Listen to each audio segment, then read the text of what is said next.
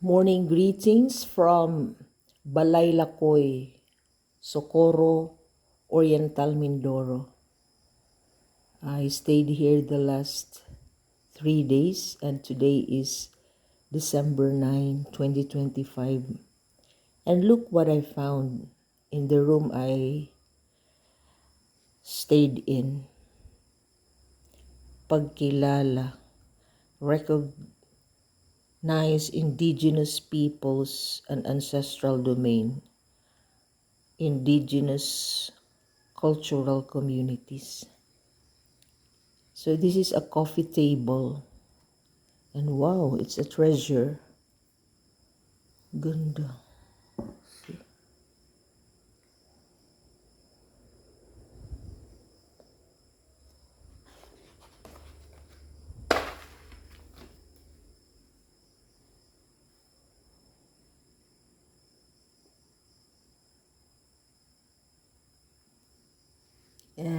In this book, it says it contains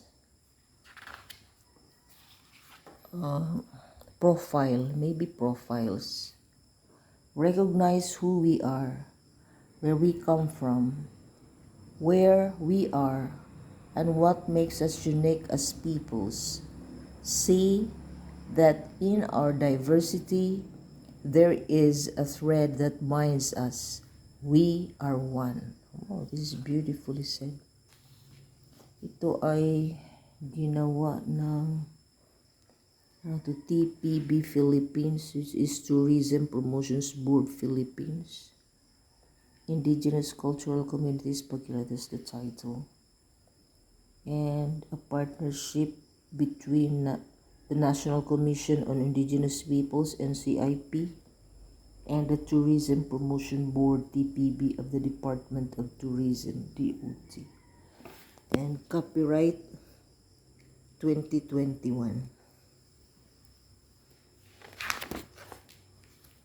Ganda. Talagang hindi ito pipitsugin na project. And they must have cost. The cost must have been quite high to prepare this. It's quite a thick book. I wouldn't have time to open everything about this, but I'm happy I found this while sleeping in this room.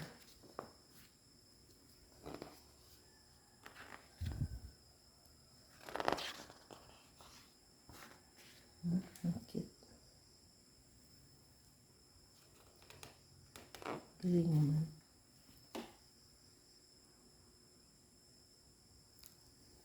Ito yata si Puyat ang dating. Maybe she was the head of the tourism.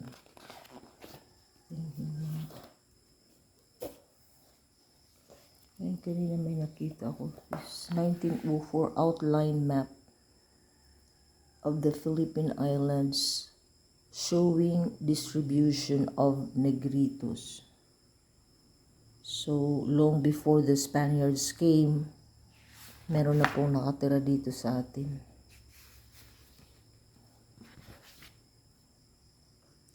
So, this one is Carta Hydrographica Chorographica de las Islas Filipinas. Yan ang yung origin. Ayun dati siguro itong mapa noon. Maybe this should be an authentic thing. Their journey is ours as well, and their cultures and identities are as much our own. Parang galing ito kay Rogelio Francisco Bantayan Jr., Executive Director of what? I don't know. Siguro itong TPB. And it says here, the 101 indigenous cultural communities, indigenous peoples, ICC's IPs of the Philippines. So, yan, may Cordillera Administrative Region, CAR, Region 1, Ilocos Region. Ito yung location ng maraming yung mga different tribes, indigenous peoples of each region in the Philippines. And ito yung Mimaropa, Region 4B, which includes Mindoro, Marinduque, Romblon, and Palawan. Kaya yan ang kanya. Agutaynan, Alangan, Ati, Bangon, Bantuanan, Batak, Buhid, Cagayanan, Cuyunon, Gubatnon, Hanunuo, Iraya, Molbog, Palawan, Ratagnon, Sibuyan, Tadiawan, Tagbanwa, Kalamyan, Tagbanwa, Tandulanan, Taubuid, people of the mountains. So I am here in Mindoro, kaya I recognize the Bangon, the Buhid, the Hanunuo, Iraya,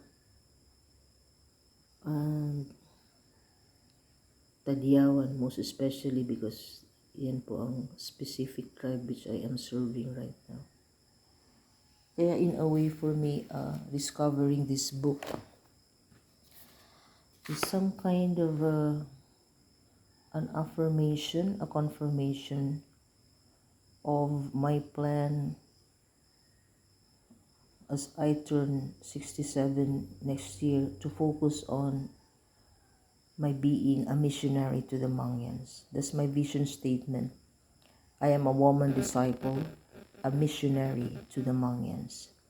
So it's fitting that as 2025 is ending and as we all welcome the new year 2026, ay naging mas focus or mas malinaw ito sa akin.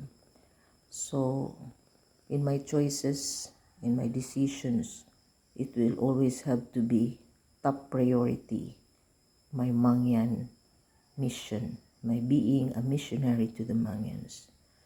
Good morning from Socorro again. Today is December 9, 2025. Thank you.